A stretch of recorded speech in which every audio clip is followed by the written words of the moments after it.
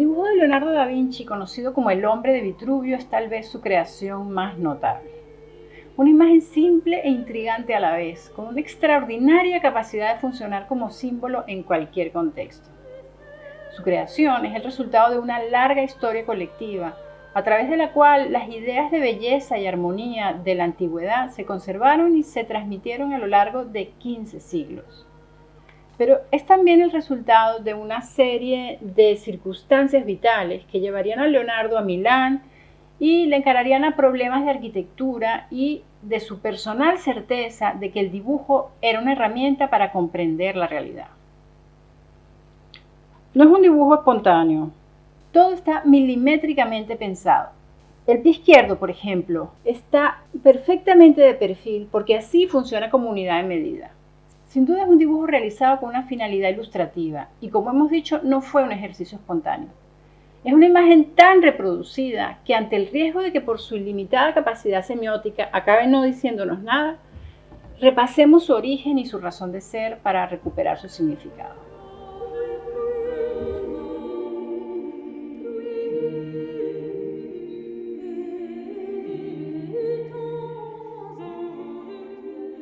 La estructura de este relato será el desarrollo de dos historias. Una historia colectiva y una historia personal, una historia de un concepto, el concepto vitruviano que relaciona el cuerpo humano con el cosmos, y la historia personal de Leonardo, de sus intereses, de sus penurias por hacerse un lugar en el mundo.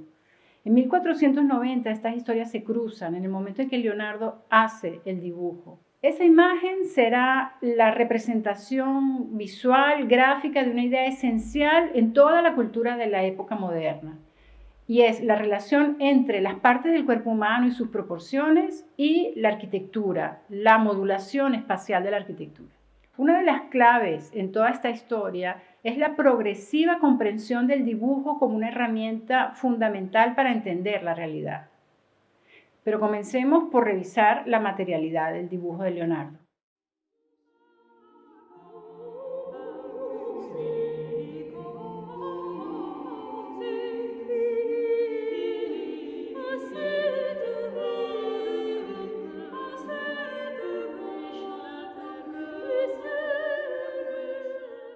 No se trata de un dibujo espontáneo. El nítido contorno de la figura fue realizado con tinta ferrogálica aplicada con pluma de oca sobre un dibujo preparatorio firmemente inciso con una punta de plata. Aún resulta levemente visible ese trazo gris bajo la línea oscura de la tinta. La misma tinta fue extendida con pincel en algunas zonas para sugerir una iluminación cenital. Se conserva en la Galería de la Academia en Venecia. El dibujo fue parte de la colección del milanés Giuseppe Bossi, un artista neoclásico estudioso de Leonardo que lo había adquirido del hijo de Venancio de Pagave, que a su vez lo había adquirido de la heredera del cardenal Monti y de los herederos de Francesco Melzi, el discípulo dilecto de Leonardo. A la muerte de Bossi en 1822, el gobierno austríaco lo adquirió junto a otros 25 dibujos para el Museo Veneciano, entonces en expansión. Es curioso que aunque hoy este dibujo recibe un culto prácticamente fetichista, hasta mediados del siglo XX no fue de interés para la crítica. Los historiadores del arte lo consideraban una ilustración científica y los historiadores de la ciencia lo consideraban carente de innovación o de interés. ¿Qué es lo que representa realmente? ¿Qué es lo que significa? Veámoslo en detalle. Un hombre desnudo representado en dos posturas e inscrito en un cuadrado y en una circunferencia. En la primera postura con las piernas cerradas, la derecha casi frontal y la izquierda rotada a 90 grados de modo de mostrar el perfil interno del pie, y los brazos abiertos perpendicularmente respecto al busto. Los dedos medios de cada mano tocan los lados del cuadrado. En la segunda postura, con las piernas separadas, formando un triángulo equilátero, pies y brazos en ángulo se apoyan y se inscriben en la circunferencia. Algunas líneas dividen el cuerpo y la cabeza señalando mediciones.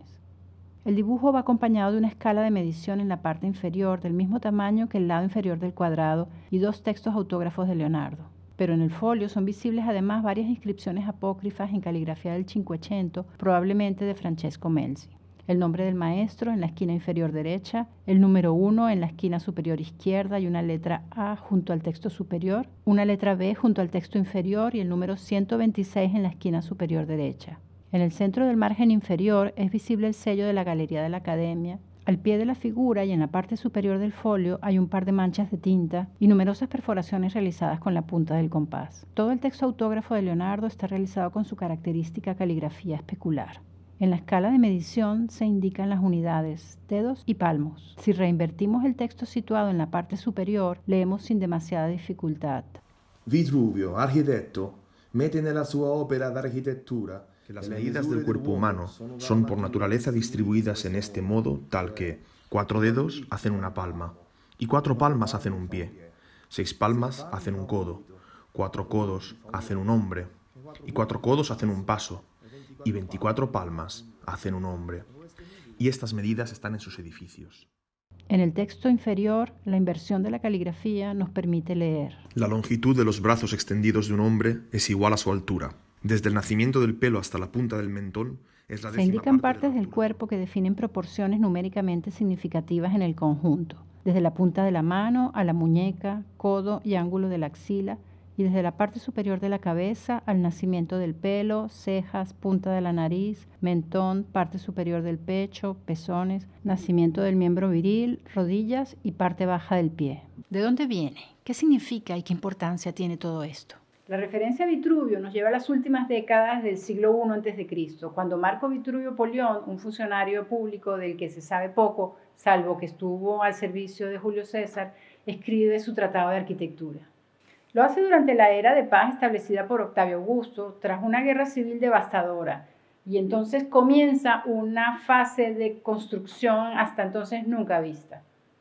El declive de la ciudad se atribuye en buena medida al declive de sus templos y por lo tanto el abandono de los dioses. Así que se inicia la mayor campaña constructiva nunca emprendida. La arquitectura se convierte en parte fundamental del programa de gobierno. Bajo el mandato de Augusto se sustituyen los viejos edificios de ladrillo y barro por nuevos monumentos de mármol, en un estilo inspirado en el pasado etrusco y griego. El estilo clásico se convierte en sinónimo de paz y civilización. Por eso Vitruvio, ya retirado, dedica su texto al emperador. El texto de Vitruvio es más que una compilación de información técnica. Entiende la arquitectura como el arte que crea civilización, que define lo humano al crear viviendas, templos, máquinas. Y para todo ello se vale de la geometría, no solo de las reglas y teoremas para la construcción de figuras, sino también de su simbología. La naturaleza y el cosmos ofrece unos principios que el arquitecto debe trasladar a la tierra, y en ese proceso el círculo y el cuadrado se complementan.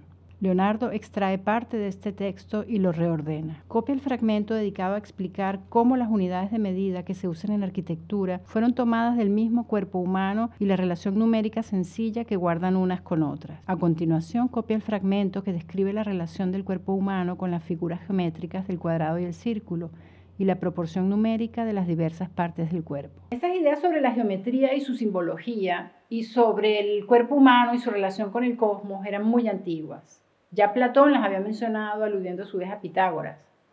Y no es cierto que el tratado completo se perdiera o se olvidara completamente durante la Edad Media. Parte de sus contenidos seguían teniendo interés y fueron utilizados en tratados de agrimensura, de astrología o de música, si bien no se seguían construyendo edificios de tipo romano. Y en especial parte de los contenidos del libro tercero, ese dedicado a los templos, la parte dedicada al microcosmos, el cuerpo y su relación con el cosmos en su totalidad, ese continuó teniendo mucho interés. Una de las primeras referencias medievales a Vitruvio la encontramos en Isidoro de Sevilla, la idea filosófica de que en el hombre se contienen todas las cosas, es decir, el hombre como compendio del mundo.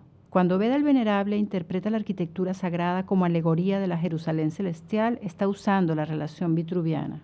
Alcuino de York impulsaría el conocimiento y la copia del manuscrito a través de la Escuela Palatina fundada por Carlomagno, de donde provienen los más antiguos manuscritos que hoy se conservan.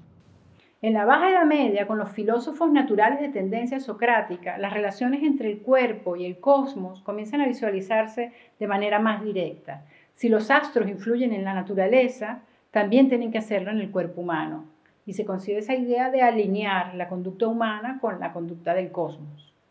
Bernardus Silvestris concibe una cosmografía en la que el hombre es el compendio de todo, conformado por los 4 elementos y por el alma del mundo.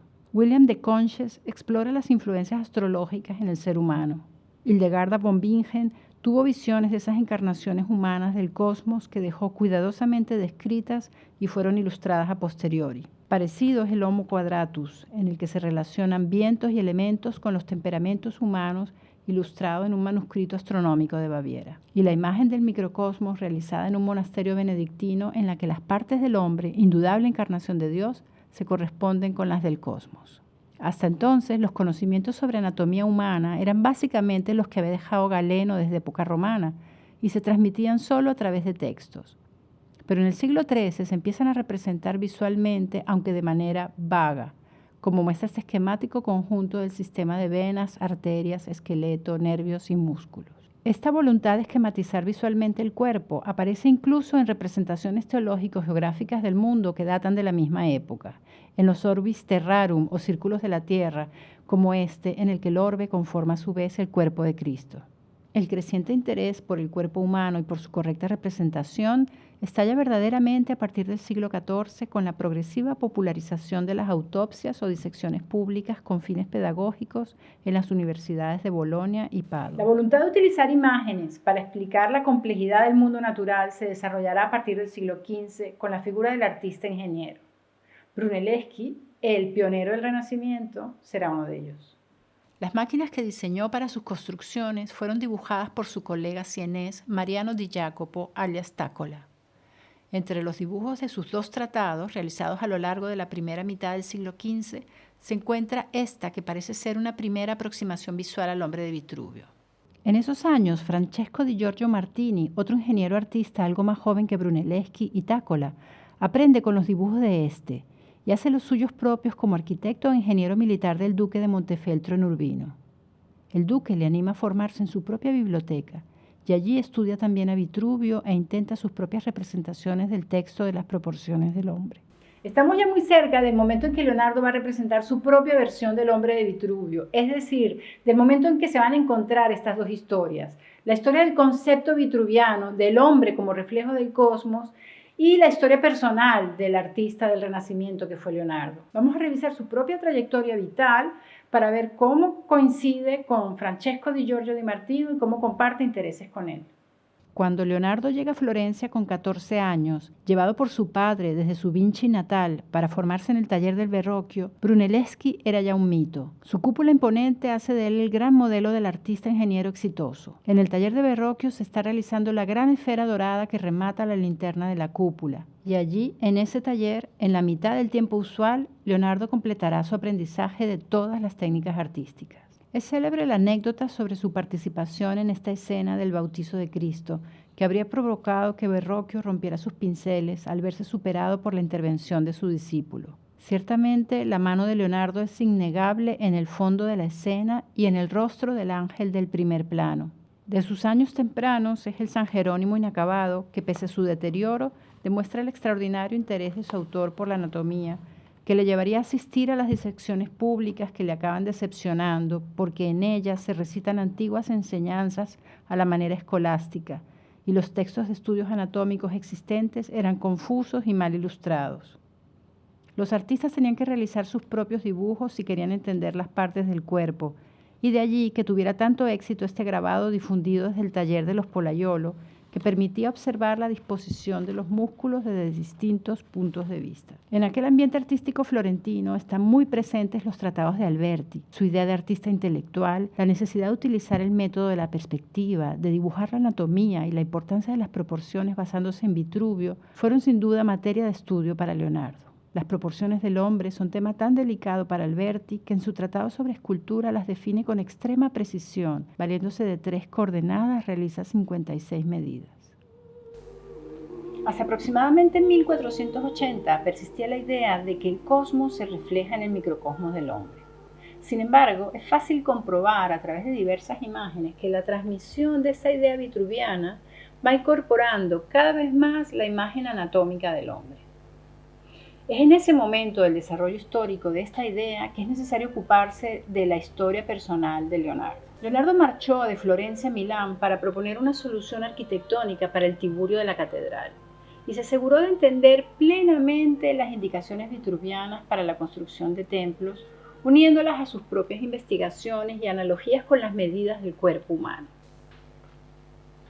Las conversaciones y el trabajo conjunto con Bramante, con Giorgio Di Martino, con Giacomo Andrea, le estimularon permitiéndole poner en limpio sus lecturas y reflexiones, expresándolo en un dibujo muy meditado. Estarían allí la idea de la armonía, dialogando con las relaciones geométricas y matemáticas que subyacen tanto al texto de Vitruvio como a su propio estudio de las proporciones humanas, como ninguna otra versión lo lograría. Leonardo se independiza del taller de Verrocchio en 1477 y aunque entra en contacto con los Medici, el trabajo por encargo no es lo suyo. Sus investigaciones le impiden acabar a tiempo, no comparte los intereses de ese círculo intelectual, se apasiona en cambio por otras investigaciones. Lo que necesita es un mecenas que le permita dedicarse a sus intereses. La situación aparece muy bien retratada en este documental producido por la televisión española y la televisión italiana en 1971 con la asesoría histórica de Cesare Brandi. Lorenzo el Magnífico reúne a los filósofos, los literatos y los artistas de Florencia. Marsilio Ficino, Angelo Poliziano, todo es un hervor de estudios, de discusiones. Se desentierran las estatuas antiguas, se buscan los escritos de los autores griegos y latinos que durante la Edad Media han permanecido sepultados en las bibliotecas de los monasterios. Leonardo, como ya sabemos, no ha podido terminar sus estudios y trata de recuperar, como puede, el tiempo perdido. Y aprende por sí solo y con gran fatiga el latín. Pero en estas reuniones, como en todas las asambleas de filósofos y literatos, se discute y se discute. La mente práctica y positiva de Leonardo reacciona con agresiva impaciencia ante las sutiles discusiones acerca de la naturaleza y de la esencia del alma. Porque yo creo que en lugar de precisar qué es el alma, que es una cosa que no se puede ver, mejor sería estudiar las cosas que se pueden conocer a través de la experiencia, puesto que ésta nunca falla. Y donde no se pueda aplicar alguna de las ciencias matemáticas, no es posible tener certidumbre. De todas formas, otro aire, otra ciudad menos árida e intelectual, sentarán bien a su eterna insatisfacción. Eligió a propósito Milán. Milán, donde una corte fastuosa, tal vez vasta como un nuevo rico, pero viva, domina una ciudad menos refinada que Florencia, aunque más trabajadora. Ludovico el Moro busca por todas partes talentos que le den brillo a su señoría. De pronto, Leonardo decide marcharse. Es por esto que cuando Lorenzo de Medici le pide a Leonardo que asista a un festival de música en Milán, Leonardo no solo acepta, sino que decide quedarse allí. Leonardo había conocido la suntuosa corte milanesa cuando ésta visitó Florencia en 1471. Ludovico el Moro, que tenía la misma edad que Leonardo, se hace con el poder en 1481 y Leonardo decide escribirle una carta ofreciéndole sus servicios. Milán, año 1482. Carta de Leonardo a Ludovico el Moro. Continúa.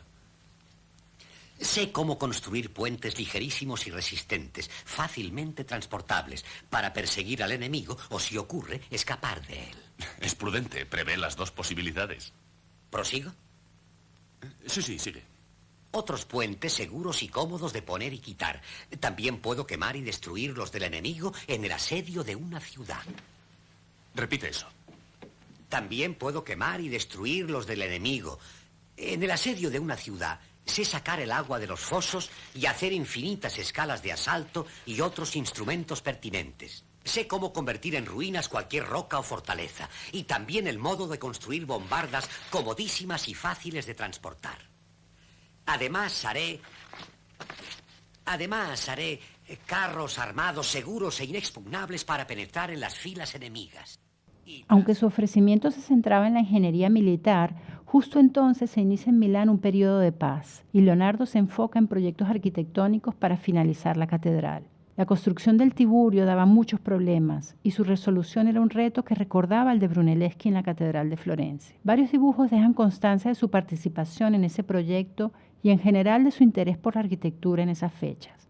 Bramante encarnaba en ese entonces lo que Leonardo soñaba llegar a ser: pintor, músico, versificador en las fiestas, se estaba reinventando como exitoso arquitecto. Esta escena al fresco, pintada por Bramante en la casa del humanista milanés Ottaviano Panigarola, parece retratarlos a ambos. Uno de los indicios para creerlos es la sugerencia de escritura especular en uno de los libros representados.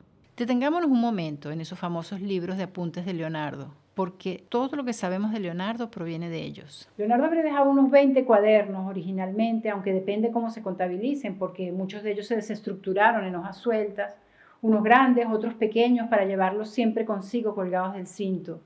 Y parecen responder a dos tradiciones.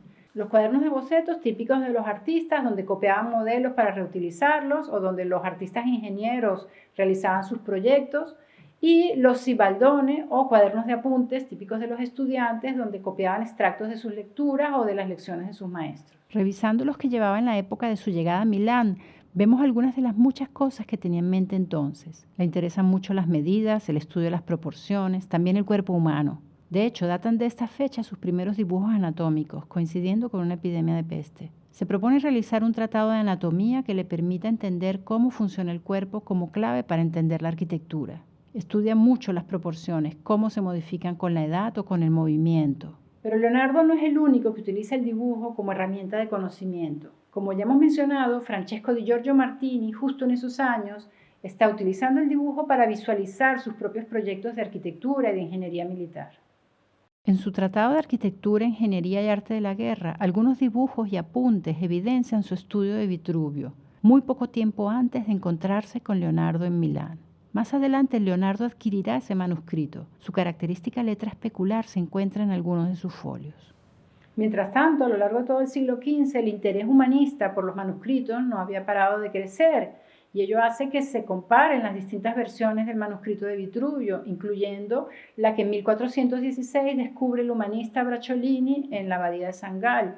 Se comienza a trabajar en la difícil tarea de reconstruir una versión lo más fiel al original, y es entonces cuando se publica en 1486 la primera edición impresa. Pero ojo, en latín y sin imágenes. Pensemos en el gran interés que tiene Leonardo en el tema, en su poco conocimiento de latín y en que para él entender las cosas es visualizarlas, dibujarlas. Francesco di Giorgio lo había estudiado y había realizado varios dibujos intentando representar directamente lo que Vitruvio exponía. En el año de 1490, Leonardo y Francesco di Giorgio viajan juntos a Pavía, enviados desde Milán por Ludovico Sforza a petición de los supervisores de la construcción de la catedral de esa ciudad. Francesco di Giorgio debió ser una compañía estupenda para Leonardo, para discutir ideas o para revisar en la cercana biblioteca Visconti la copia manuscrita de Vitruvio que allí se conservaba. Precisamente a su regreso a Milán, tras ese viaje a Pavía en 1490 con Martini, cuando Leonardo lo hace. Hace la versión más clara y perfecta de la compleja explicación de Vitruvio acerca de la relación entre las proporciones del cuerpo humano y el círculo y el cuadrado.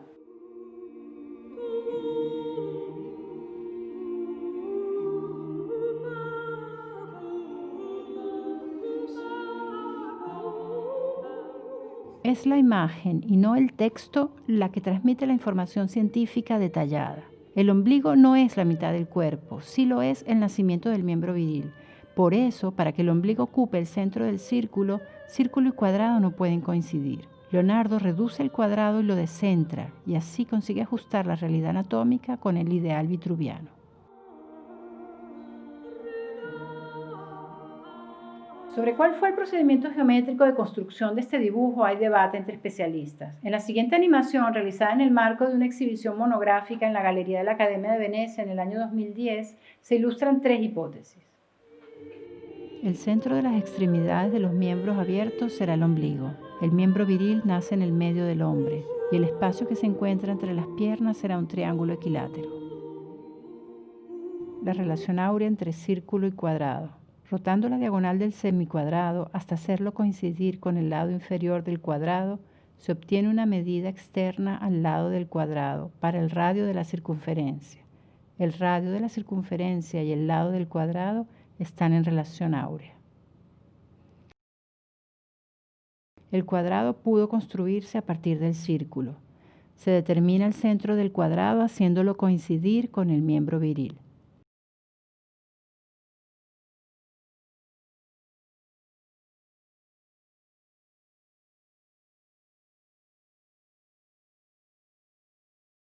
Algunas investigaciones recientes insisten en que Leonardo probablemente no trabajó en esto solo.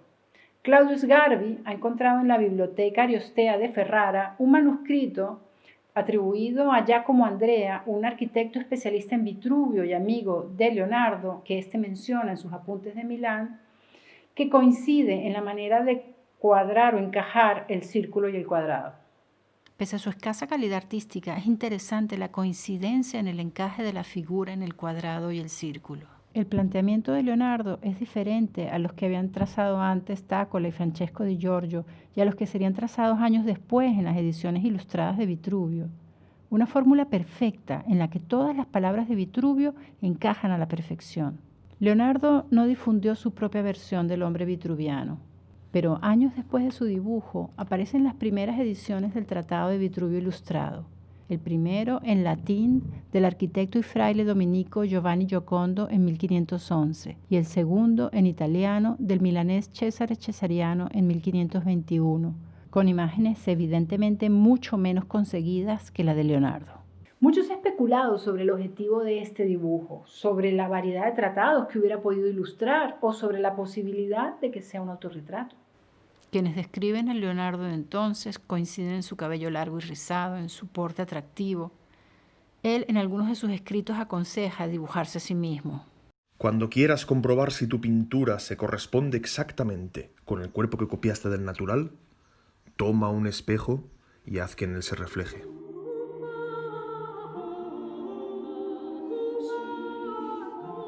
Después de 1490, Leonardo continuó con otro tipo de investigaciones y proyectos que conjugaron arquitectura e ingeniería. A la vez, siguió profundizando en el conocimiento anatómico.